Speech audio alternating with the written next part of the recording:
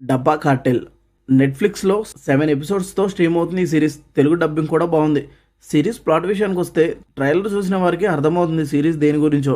ఐదుగురు ఆడవాళ్ళు కలిసి టిఫిన్ బాక్స్‌లో చేసే ఇల్లీగల్ క్రైమ్ చుట్టూ ఈ సిరీస్ ఉంటుంది. వాళ్ళు ఏం చేస్తున్నారు, ఎందుకు చేస్తున్నారు అనేదే సిరీస్‌లో ఉంటుంది.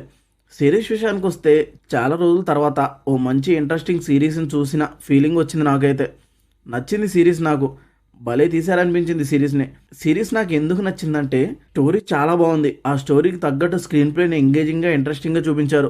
క్యారెక్టర్ రైటింగ్ కూడా ఎక్సలెంట్‌గా ఉంది. ప్రతి ఒక్క క్యారెక్టర్‌ని, వాళ్ళ స్టోరీస్‌ని పర్ఫెక్ట్‌గా చూపించారు. ఒక్క క్యారెక్టర్ కూడా బోర్ కొట్టదు మనకి.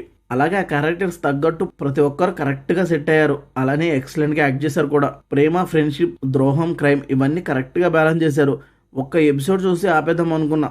కానీ మొత్తం ఎపిసోడ్ చూసేదాకా వదలలేదు. అంత నచ్చింది సిరీస్ నాకు. క్లైమాక్స్‌లో సెకండ్ సీజన్ ఉంటుందని హింట్ ఇచ్చారు. సెకండ్ సీజన్ కోసం వెయిట్ చేసేలా చేసింది క్లైమాక్స్. నేనైతే సెకండ్ సీజన్ కోసం eagerly waiting. BGM and cinematography కూడా బాగుంది. ఫ్యామిలీతో కూడా చూసేయొచ్చు. ఎలాంటి అడల్ట్ సీన్స్ లేవు. ఓవరాల్‌గా మీకు క్రైమ్, సస్పెన్స్ సిరీస్ అంటే ఇష్టం ఉంటే ఈ సీజన్‌ని తప్పకుండా చూడండి. ఈ రివ్యూ మీకు నచ్చితే లైక్ చేయండి. మీరు ఒకవేళ ఈ సీరీస్‌ని ముందే చూసుంటే మీకు ఎలా అనిపించిందో కూడా కామెంట్ చేయండి. Thank you for watching.